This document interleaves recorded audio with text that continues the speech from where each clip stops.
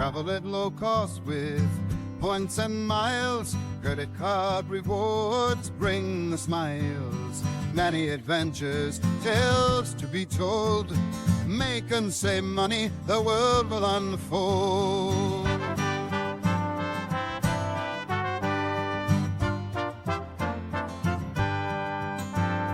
Fight the war on happiness, pick up the gold.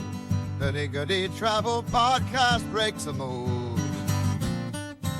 You're listening to the Hurdy Gurdy Travel Podcast. I'm your host, Justin Vacula, here to help you travel the world at next to no cost with credit card points, miles, benefits, and rewards. Make money, save money, and take advantage of great deals. Thanks for joining me for today's episode, Virgin Voyages Scarlet Lady Trip Report.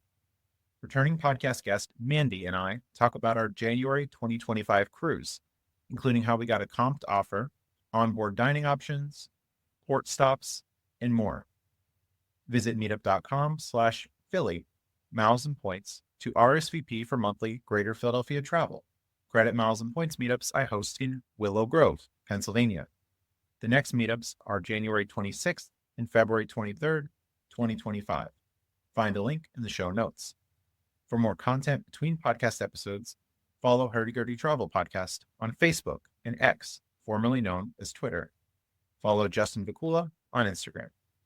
Subscribe to Hurdy Gurdy Travel Podcast on YouTube, where you can also become a channel member for daily content, including travel videos, clips, community content, and other bonus videos. On with today's episode. Welcome back to the show, Mandi. Hello, Justin. Glad to be back. All right. Hopefully the audio works out well. We're inside Hyatt-centric South Beach, Miami at the moment, recording to talk about our cruise. We just got back from the Virgin Voyage cruise. It was 7 days of very, very nice, very sunny weather compared to what's going on right now. I hear there's fires in half of the United States and snow in the other half. All right. So we get a good world here in Miami, and we just got back from Cheesecake Factory, splitting tender, as I'm known to do.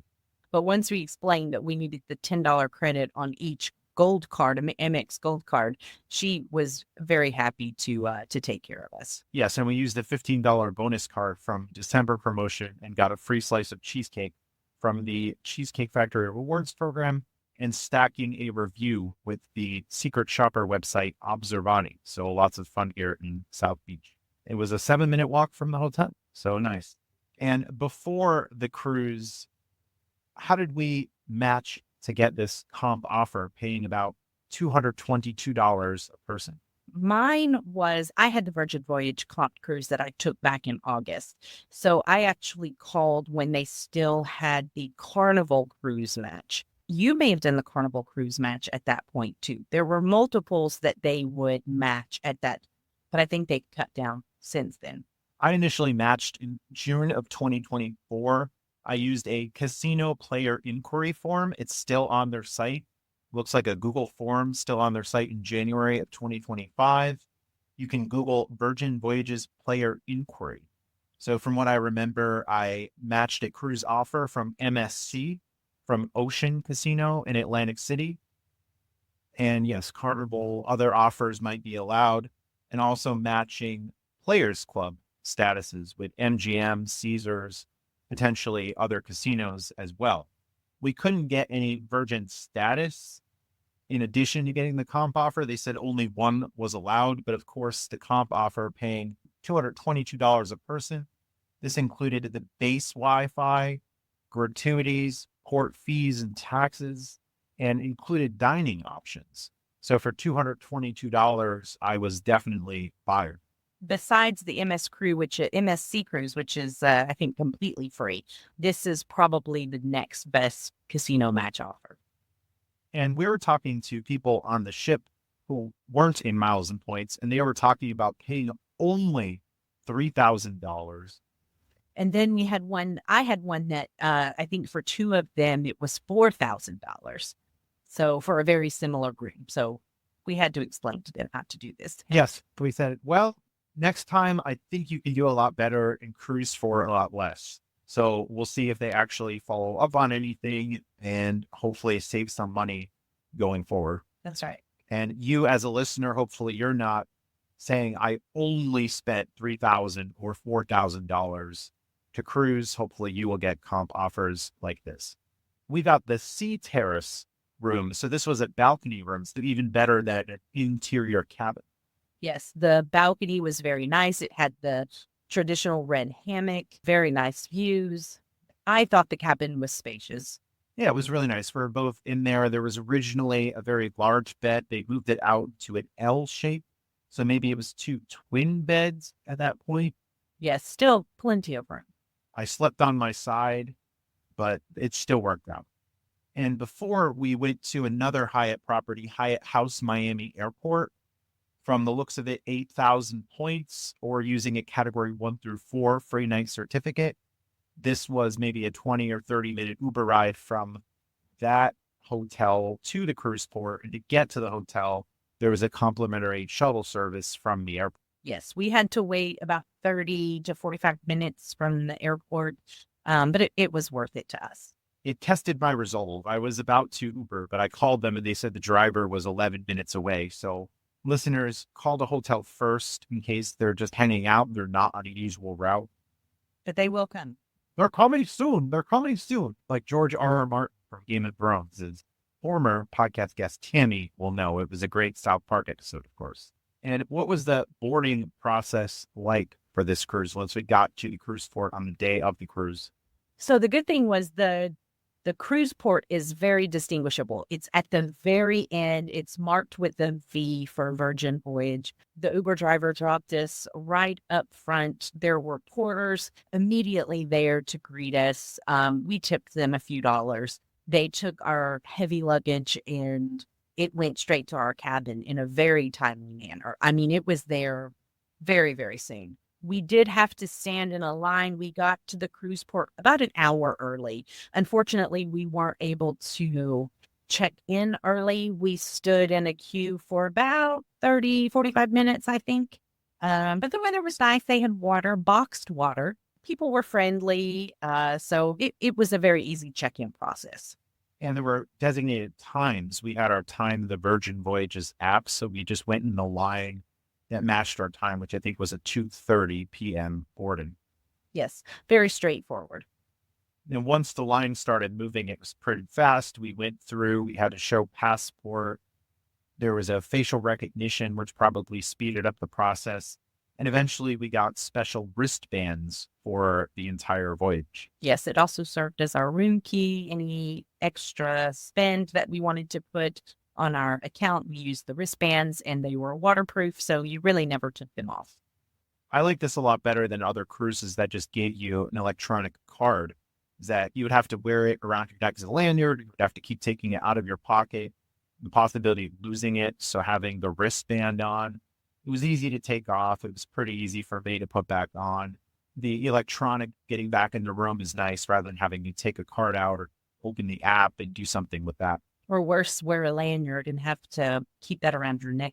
And when we got onto the ship, I figured instead of going to the room first where the luggage might not be there, we went to the galley, which is the buffet or perhaps upscale food court area. Yes, they had multiple stations for any type of food you could imagine. The buffet was not a traditional buffet. They serve it to you. There was a glass dividing you and the servers, and you had the option to stand in line and just choose what you want, or you could actually sit down, raise your flag, and then the server would come to you and you could order your food that way as well. There was a udon, noodle, and other noodle station, a sandwich station, a Mexican food station, the diner station. They had a cart that had fruit pops for dessert and some drinks. They had the salad station and much more. So we went multiple times throughout the cruise and there was always something available. Even the sushi station had the bento boxes.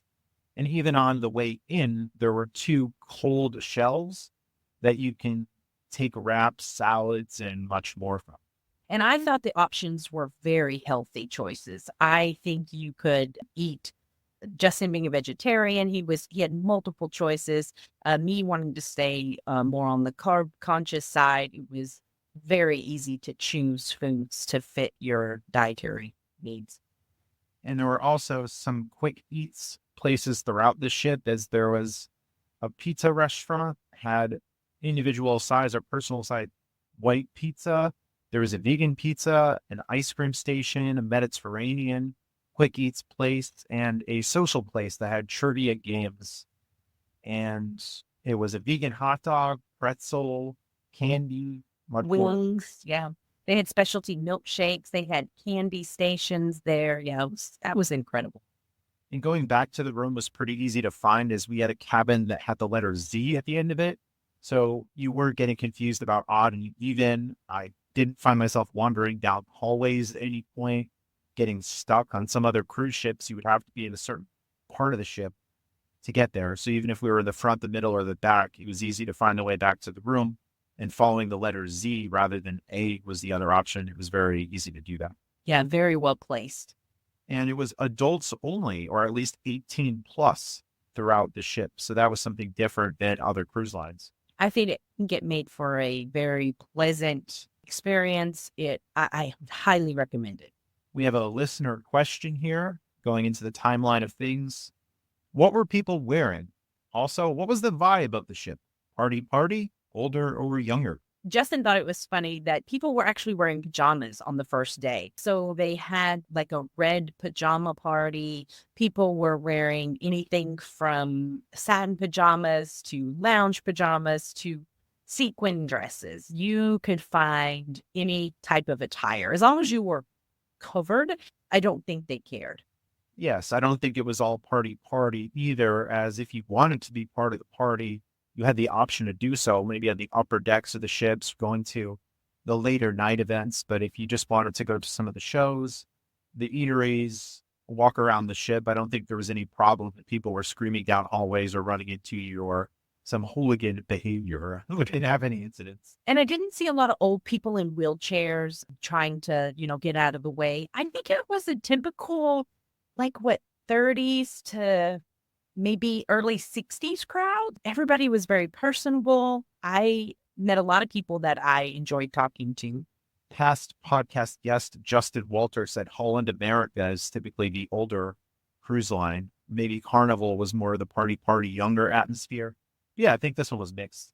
Yeah, it was really good. I've also done the Viking cruise, and that was definitely an older crowd.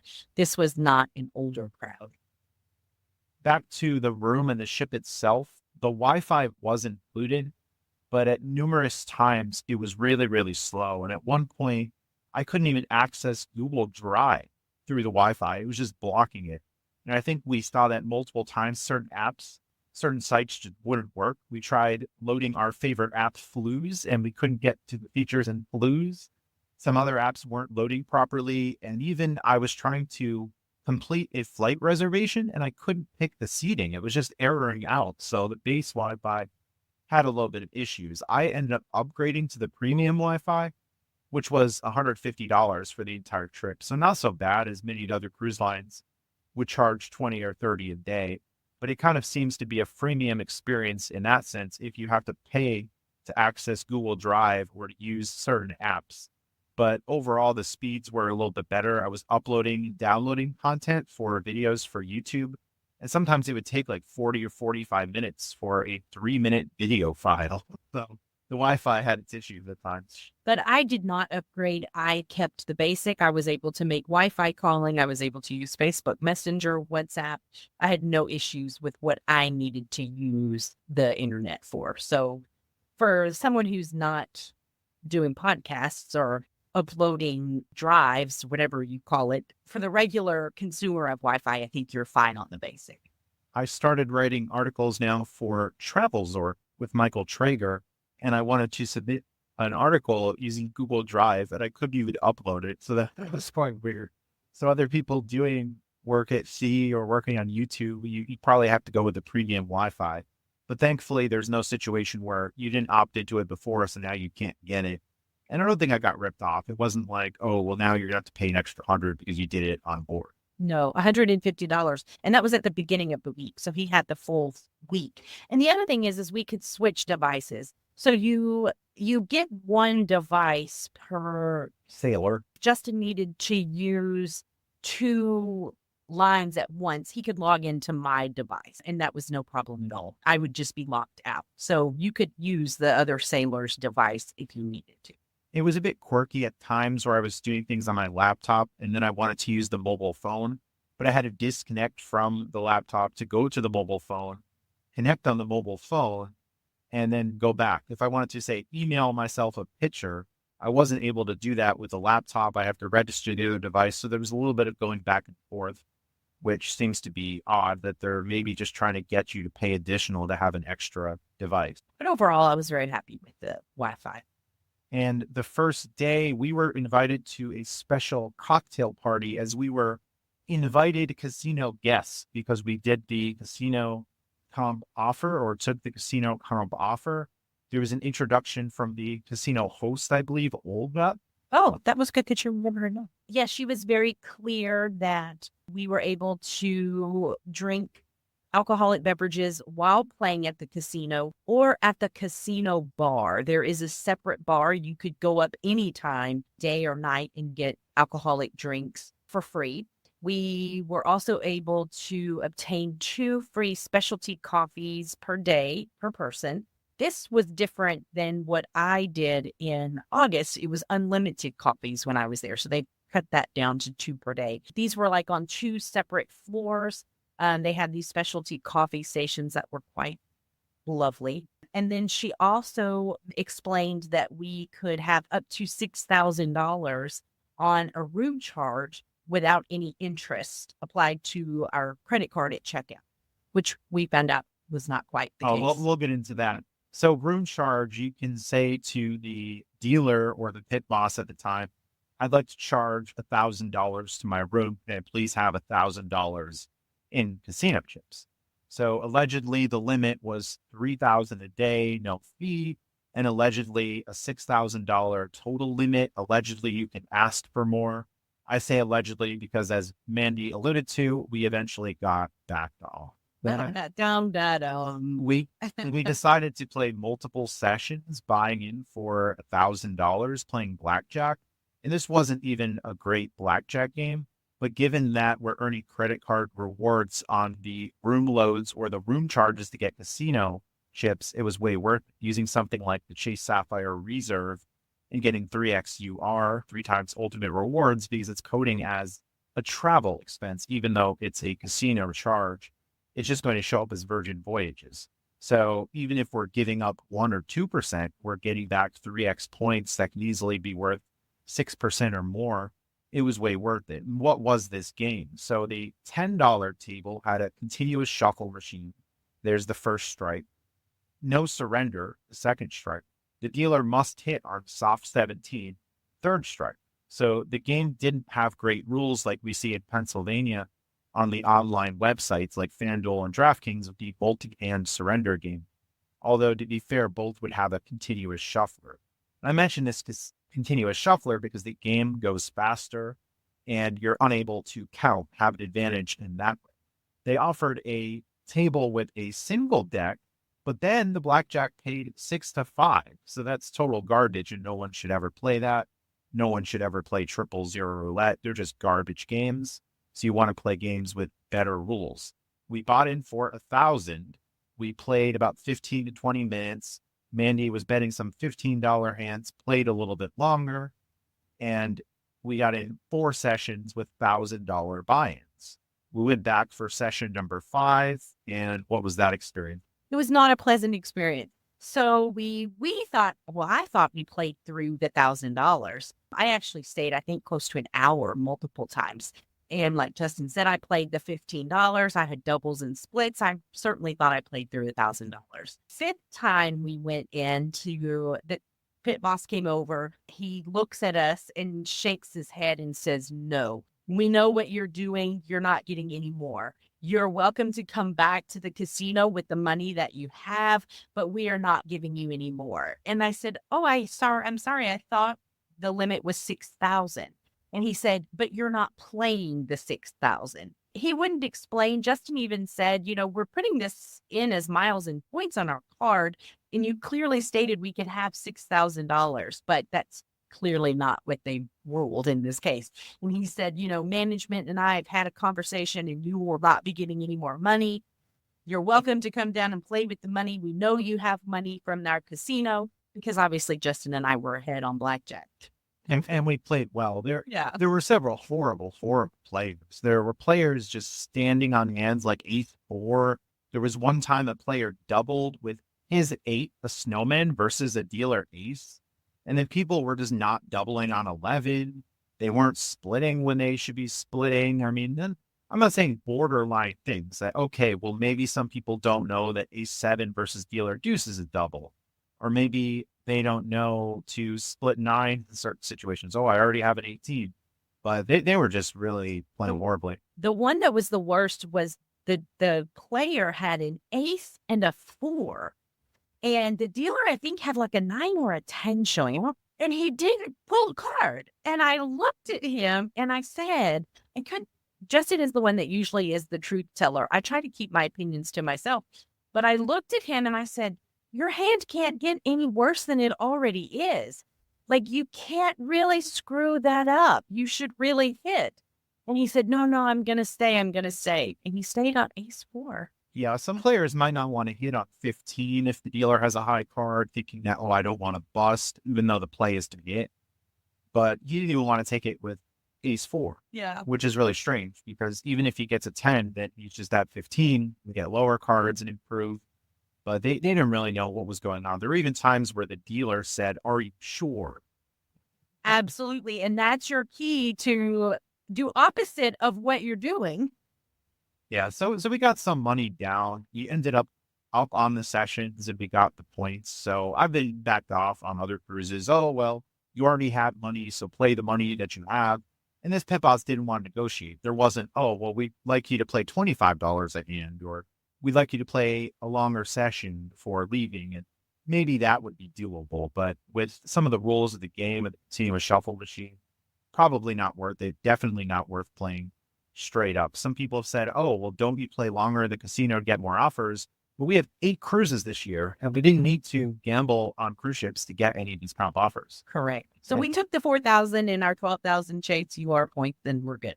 And the video poker was really horrible. I looked at the jacks or better pay table, and they had this silly thing where jacks or better pays the same as 2 pair.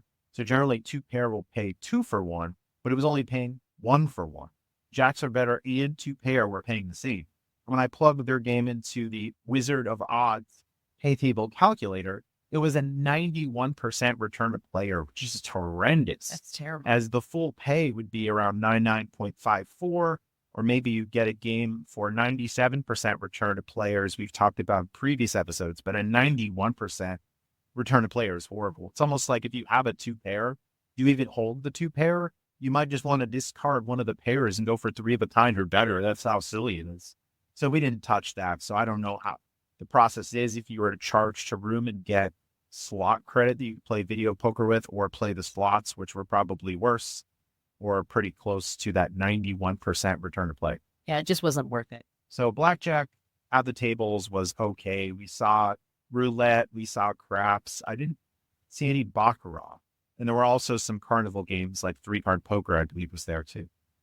Well, I know I played in August, and I think I took 3,000 out. It was a very short cruise, and I had no problem any of the limits at that point. Virgin let me take the 3,000 out without any problem.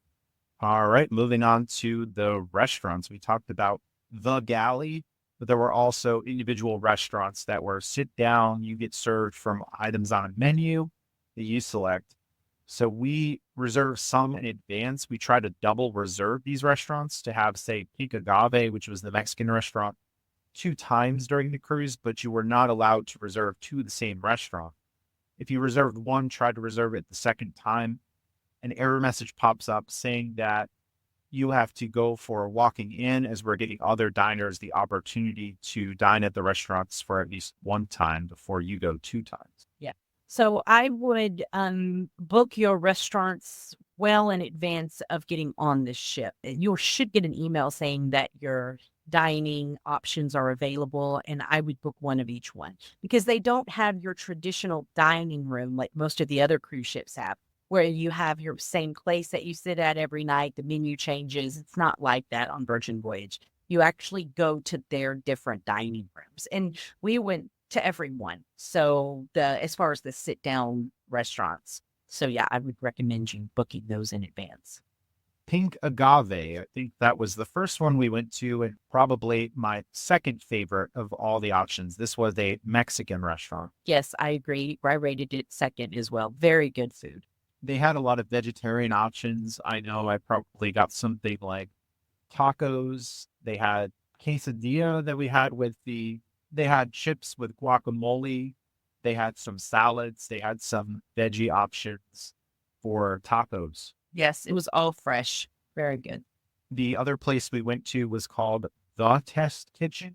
Multiple people had different opinions on the test kitchen. This is more of a culinary experience. This is a take your time restaurant. You're supposed to enjoy your food, taste the different mixtures. I enjoyed it. I did go away full. I heard some people say they didn't go away full. I was very full. And I think you could order multiples if you weren't full at the end.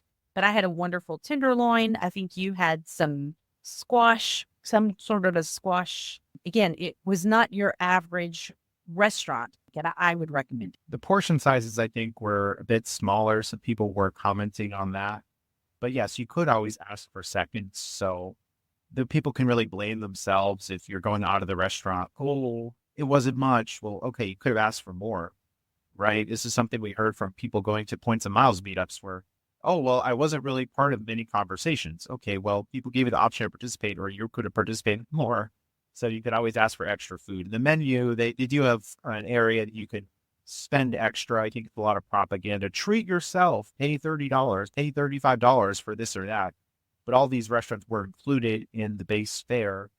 For us was the comp offer, or if others were spending, you get those included. There's no upcharge for going into the restaurants, but then there are upcharges on the menu. So we just avoided all the upcharges and took the free stuff. But from the free stuff, you could pick multiple items. That wasn't a problem. There was a vegetarian menu and a base menu. So there weren't as many options of this compared to the other restaurants, but it still ended up being a good amount of food.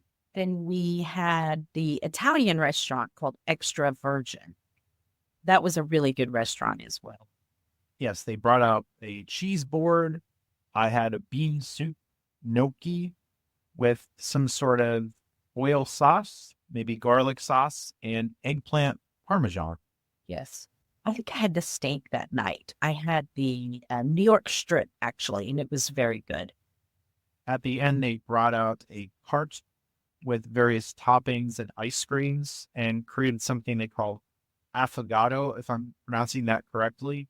It was the scoop or 2 scoops of ice cream combined with toppings, and then they poured coffee over it. Espresso, I think. Yeah. It was really good. Very interesting. I've never heard of that. So lots of options on the menu with the Italian theming. Then we had a restaurant called Lucky Lotus, formerly known as Razzle Dazzle, perhaps called Razzle Dazzle and Lucky Lotus, as the sign indicates. This was a Korean style restaurant, and there were a lot of veggie options, including dumplings, the Buddhist delight, stir fry options, and more. I actually had the prawns there. It was a walnut prawn, a crispy walnut prawns or something. Yeah, I asked for a second portion. It was really good. I thought towards the end of it, it was a little bit of a salty taste in my mouth. We asked for spicy sauce on the side, and they said, oh, we only make it a certain way, so we give you oil on the side. So that was a little bit different, because restaurants like this, usually they bring out various types of peppers or spicy sauces, not just an oil. Yeah, I think this was probably my least favorite restaurant, but it was still really good. It was definitely worth going. Yeah, I think all the restaurants were good quality, but I'd put it at the lower portion of the list. But it was nice to have the veggie healthy options for sure. Yeah. And I think both of our favorites was Gunbae or Gunbae. Korean barbecue place. I saw it on the menu when I was there in August and we didn't get a chance to go. So I told Justin I really wanted to put this on a priority. And we saved it to the last. And both of us were super impressed. It was community dining. So we sat with two other couples. Fortunately, we had really good couples with us, and we played a game at the beginning. It got really loud. It was a drinking game. The server served as sort of a host and a cook and a server. So yeah, she was a jack of all trades. Yes, there was a hot area in the middle that was inside of the table where the server cooked the food in front of us. So it was definitely a triple duty or perhaps more.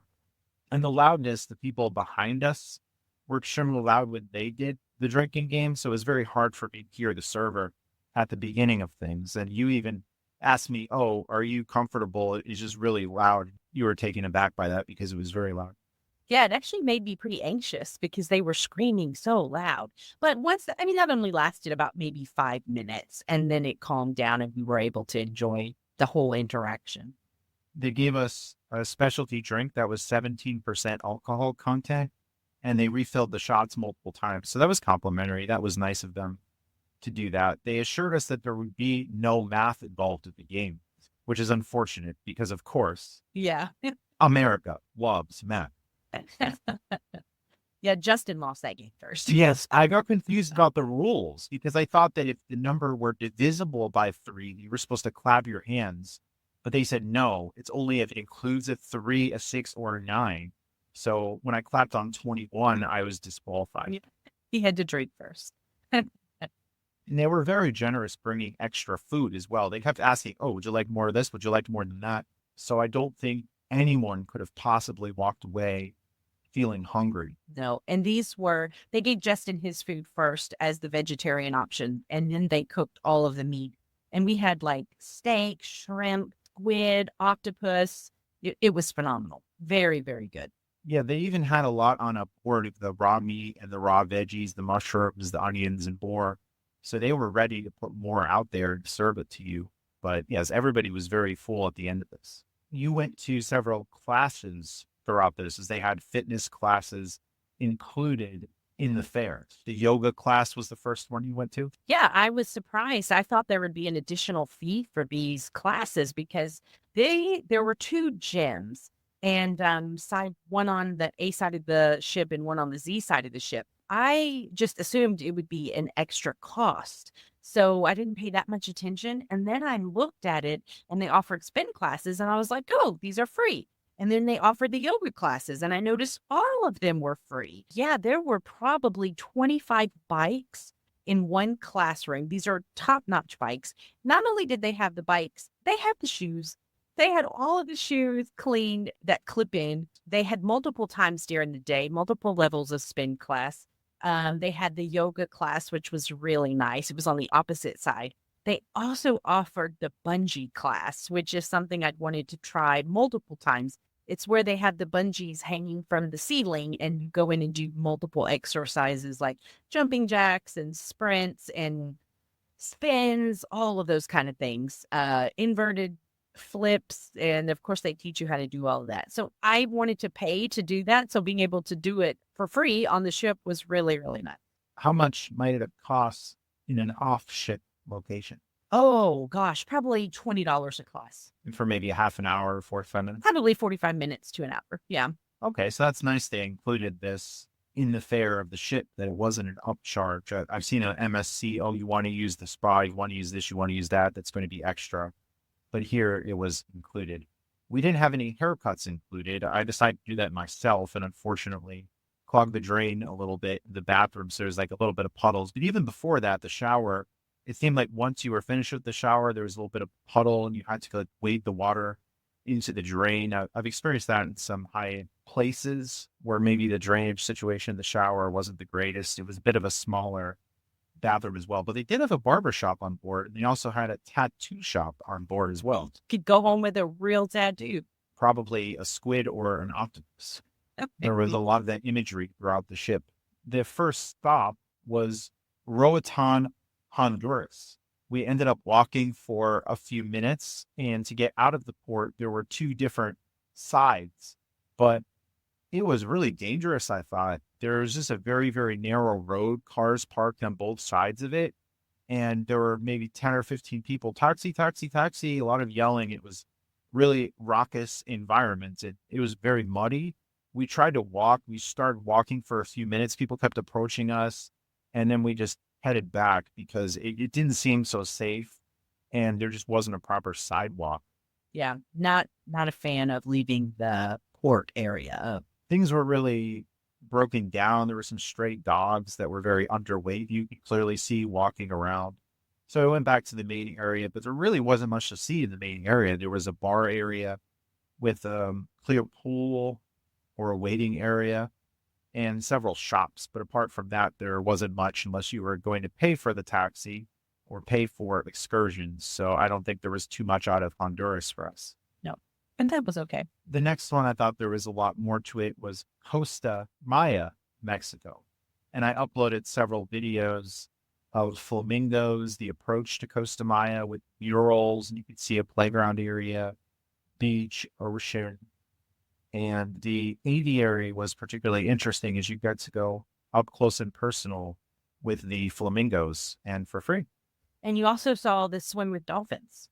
That was in Costa Maya. Yes, couldn't get a good video of that. And there was music blasting in the background that would probably YouTube copyright strike me. So that one didn't work out too well.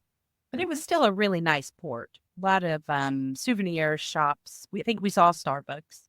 And high flying acrobatics. There was a group that called themselves Flyers that had quite the demonstration of playing musical instruments. There was some twirling. They were atop a very large pole and twirled their way down. So that was really interesting. It was a simultaneous 4 people, I believe, who were doing it. But my favorite stop was Bimini Beach. That was our last stop. That is in the Bahamas. When we ported, they offered the trams, the golf cart tram. I guess they were connected. They took us to this private beach area that was just for Virgin Voyages. They had 2 or 3 pools. They had tons of beach loungers and beds and food places. Very, very, very nice. And complimentary food, too, in the Bimini Beach Club, as there were very large serving areas. They had the jerk chicken. They had a lot of veggie options, desserts, drinks. The other cruise ports, you would have to pay to eat at the restaurants, but this, they gave you the food. That was all included. The water was absolutely stunning. It was, like I said, freezing in Alabama, where I'm from, and I think it was in the 70s, and we were swimming in the ocean, so it was fantastic. Yes, I went in the ocean and I was braving the waves. I swam out pretty far and I was able to tread and swim up against the waves that were crashing. So that was pretty fun. I was maybe in the water for about 15 minutes. I thought that was pretty easy, clear water. I got salt in my mouth at one point, but apart from that, pretty good. A lot of the sand. So then I went in the pool area and I was able to clean off my feet. And I still have some sand on my shoes at the moment. That'll go away eventually. So You'll the miss pool it. experience. You'll miss that sand. The pools on the ship I thought were pretty small. So this gave you a much wider option. And of course, going in the ocean was all the space that you could want. Bimini was my favorite for sure. People were jet skiing as well. Oh, yeah. Those were separate charges. Yeah. And I don't think it was by Virgin. I think it was some people set up just doing the jet skiing there at the beach. I think it was Resorts World. I think it was a reputable place, but they had additional chairs you could rent from them and jet skis, things like that. So I didn't see anyone under 18, but I recall going into the Fisherman's Village was a part of this Bimini area where I walked around in the dock section and saw some of the shops there. So that was an interesting place. I think I went there on another cruise with different cruise lines. So perhaps this time it was only Virgin that was there. Oh, yeah. Some of the other things we did on the ship. So we went to some of the shows, and one of the ones we saw that I thought was the best was the comedy show. I forget their names. Griffin and Jones. Griffin and Jones. Yes. And they were idiot magicians. The seating in there was pretty good. They had balcony and floor level, and it was an hour show. And I think I laughed the whole time. Yeah, a mix of comedy and magic. I think they did really well. And they even joked about themselves dragging out some of the tricks, some of the jokes. So maybe you got 3 or 4 tricks in an hour. So it wasn't so much of a fast-paced kind of experience, but it was good. They were funny. You mentioned about the seating. I think it would have been better if we got there about 15 minutes early, but I didn't anticipate the place being packed. We actually got there 15 minutes early, but the line was super long. So for the shows, I think I would probably plan to be there at least 20, 25, 30 minutes early. So that was good. People also mentioned Dual Reality was the name of the show, and they said that was really good. A lot of acrobatic stunts, good visuals, and more. So there were a lot of shows that you can go on. There was the casino, of course, swimming opportunities. We got a lot of rest. We were well rested. Sometimes I woke up a little bit hot, so that the HVAC maybe wasn't the best at times. And I noticed if you opened the door to the balcony, the air conditioning would go off. So you needed to make sure that closed. I thought it was a very well-rounded ship. Yeah, for a price of $222, well worth it. Maybe I'd pay $500 or $600 to do it. And I say that because we just have so many other cruise offers, and we'll do future shows with future trip reports. But it's at a point where our schedules were so busy, we had to wait until December of 2025 to take another cruise because we had so much going on June, July, August. One of the other things that I wanted to add to the podcast here was the disembarkation. That's really important on my flights and how I need to juggle things. Getting off the ship from the time we left the room to the customs area after I picked up my luggage. I put my luggage out the night before. It was exactly 30 minutes. So for me, I thought that went very smooth. There was a little bit of a line, but not much. Everything seemed to move pretty quickly. Customs was just a photograph. They did not require us to take our passports back out. The problem came when we got into the cruise terminal trying to find an Uber. So we didn't have a flight to catch today. So we chose to stay on the ship a little bit longer. I think we chose the 9:30 time to get off.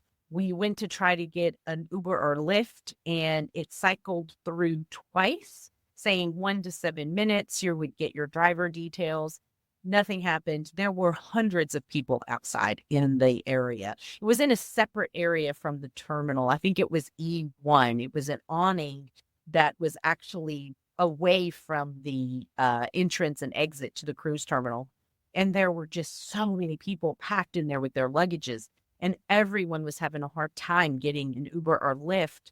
So mine circled through the second time and it said, "We're sorry, we don't have a Lyft for you or an Uber for you." I think the Lyft to the airport, because we picked up a rental car to tab in Miami, was at the airport. The Lyft price was about $25. That's the Chase Sapphire discount with Lyft. You looked at your Uber and it was like $45, $50, I think. So we were trying to get the Lyft, and it took at least 30 minutes. We still never got one. The people next to us, I was having a conversation with her, and she was lucky enough to get one, and she had a Lyft XL. So we were actually able to ride share with her, but it took a total of 2 hours for us to get off the boat to get to the airport.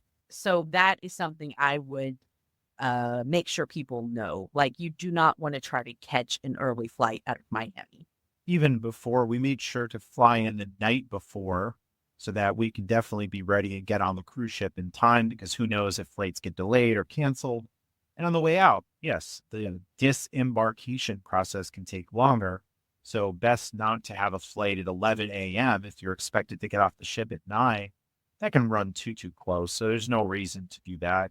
And we even went a step further, and we're staying the night after in Miami and then flying out the next day. We're going to Atlantis. Some people would probably be flying home, but just to give ourselves extra time to not feel rushed, not to be rushing. And if things go wrong, that could be a disaster if you end up missing a flight because rideshare took too long or there were some issues with the disembarkation process. The other thing I did back in August was I did schedule my Uber when we were in Bimini the day before. I did use the Wi-Fi and schedule my Uber because we did have an earlier flight the day of disembarkation, and we were able to manage that. So consider scheduling your Uber or Lyft the night before. And you can also let the guest services know if you have a flight to catch, they can manually enter you in to leave the ship earlier. So that's always an option. Maybe you can schedule it for a 11 a.m. pickup if you're expected to leave the ship at 9:30 to give some wiggle room. Maybe that would work, but that could be dangerous if you end up taking longer to get off the ship or something goes wrong or they have to stop the process in some way. Who knows? They had shuttle options too, but it was $75 a person is what I saw to go from the cruise port to the airport. So that was really hefty. And the taxis weren't there either. Yeah, the taxis were not there.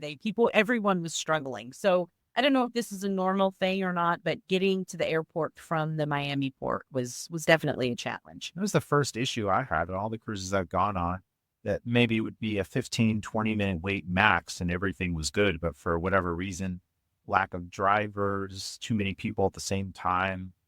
I haven't had these problems in Las Vegas either, and that can get quite busy in that rideshare terminal as well. Closing to the end of the show, we have some listener questions. I have the Subscribe Star option that subscribers can ask guests their questions. Someone wanted to know about you, Mandi. How is your MGM status in early 2025? Well, I have not been able to use the Dan's deals yet because I've been on the road.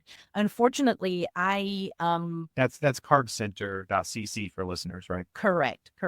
So for me, I do my MGM status with my MGM card. So I have the MGM credit card. MGM credit card, yes. So I do the grocery store deals for that. I don't have the option to do the blackjack sites where I live. So I plan to hit that hard when I come back. I just missed a Kroger deal, I think, this last weekend, as a matter of fact. You use the MGM MasterCard a lot in 2024. You spent your way to MGM Gold status mostly with the Kroger in-store deals. So you now have Gold status in 2025, but you'll just need to re-qualify it with spending this year. But you're good for the entire 2025. That's correct. I barely got in under the wire. But you applied for the card later in the year. Correct. So an earlier application would be best for listeners. And now we're recording in January. So if listeners interested in getting MGM status, get the credit card in early 2025, they'll have most of the year to spend their way to status. So that should be pretty easy because now, as we've talked about in previous episodes, the status matching has fallen in many ways, that Wyndham is no longer matching Caesars Diamond after January 31st. So the solution is to get MGM Gold status through spending on the MGM credit card. We had a whole episode on that with podcast guest Darren. And the Caesars status as well, where we both now have the Caesars Rewards Visa card. It's getting us halfway to Diamond status. And then we're both going to play video poker during a tier multiplier promotion that's coming in 2025 to get that Diamond status. I'm going to go for 7 stars. It's decided. I got the Diamond Plus status last year, so the drink vouchers will be ready for us in Vegas and potentially other benefits too.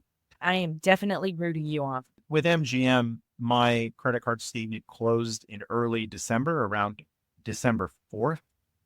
And what I did was spend on the card after the statement closed.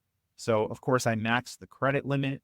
And now I have 37,000 tier credits with MGM. So I'm halfway to goal, just one statement. And I'm going to go for platinum once again in 2025. I currently have platinum, but I'll just need to re-qualify for platinum status. And from the online blackjack, that's giving me a little bit more tier, not much with MGM. But with Caesars, I'm currently at 1,400 tier just from online blackjack and maybe a little bit of a rollover tier from a December earned for next year promotion. Another listener question, compare this to other cruise experiences with other cruise lines. Oh, this to me, Virgin Voyage is top of the line with everything included. Even if we didn't have the casino match, I would be tempted to pay for this cruise. It was really, really good. They don't nickel and dime you here. They don't try to take your pictures at every stop and then try to get you to buy them at the end. Everything is just included. Yeah. Then the no children are there. There's lounge chairs everywhere. If you're not sitting in the seat, I think it's a 40-minute rule, then your things are taken by the guest services and they are put away and somebody else takes your chair. There's no saving seat, but I don't think you would have to worry about that anyway. There was tons of seating everywhere. The pools were nice. Multiple hot tubs were throughout the pool area as well. Yes, I thought it was much better than the other cruise lines I went on. So it'll be interesting to go back in time in a way and then go on the other cruise ships. And then, I miss the aspect of Virgin Voyages, particularly that the galley or the buffet / food court area, they give you the food. You don't take it out of a bin with tongs or a spoon or anything like that. So it's more protected, more sanitary, and I think more fresh as well. Yes, very much so. Anything else to add about the cruise experience? I think we talked about all of it. It was just a great overall experience. I thought everything was top notch. I would definitely recommend it. All right. And stay tuned for more cruise trip reports. We're going to Atlantis in the Bahamas. So this is hard mode of bringing food with us, not having the use of various discounted services, gift cards, casino comps, credits. Although maybe as podcast listener Stan says, we cheated a little bit because we're bringing groceries with us and we've used various credits. Wraps that we plan on using and maybe some oatmeal. We got a coffee pot today we're going to bring with us because I don't think there's going to be any coffee pots in Atlantis. So we'll see how it goes. Oh, it definitely gets the frugal seal of approval of bringing the stuff with us. You used your Chase DoorDash credits to get some of the items, to get discounts. We went to CVS here in Miami using the Extra Care Plus, formerly known as Care Pass. I think it would very much be against my ways to go into a restaurant, pay $25 for a small salad is what it's looking. Yeah, I'll be curious to see how this Atlantis trip pans out for us. We'll see how much we can save. Thanks for listening and stay tuned for future episodes. Some closing announcements: early bird ticket sales for Zorkfest 2025, a miles, points, and gambling event, are now live at zorkfest.travelzork.com. I hope to see you at Zorkfest 2025 in Las Vegas from December 5th through December 7th. I'm also looking forward to other events in 2025 and had a successful 2024, speaking at events with Award Travel 101, Travel Zork, Frequent Traveler University, and both Chicago Seminars events. If you're an event organizer and would like to have me speak at your 2025 event, please contact me. Visit meetup.com/Philly, miles and points, to RSVP for monthly Greater Philadelphia travel, credit miles and points meetups I host in Willow Grove, Pennsylvania. The next meetups are January 26th and February 23rd, 2025. Find a link in the show notes. For more content between podcast episodes, follow Hurdy Gurdy Travel Podcast on Facebook and X, formerly known as Twitter. Subscribe to Hurdy Gurdy Travel Podcast on YouTube for daily content, including travel videos, clips, community content, and other bonus videos. Also, follow Justin Vacula on Instagram. Search Hurdy Gurdy Travel on subscribestar.com or become a channel member on YouTube to financially support my efforts starting at the $5 a month tip jar level. Receive special perks at higher subscriber levels, including private one-on-one conversations. Find links and more at hurdygurdytravel.com. The website, udio.com, created the podcast intro and outro music. The AI features of the website Descript help me edit and improve audio quality. Thanks for listening. Have a great day. Travel at low cost with points and miles. Credit card rewards bring the smiles. Many adventures, tales to be told. Make and save money, the world will unfold.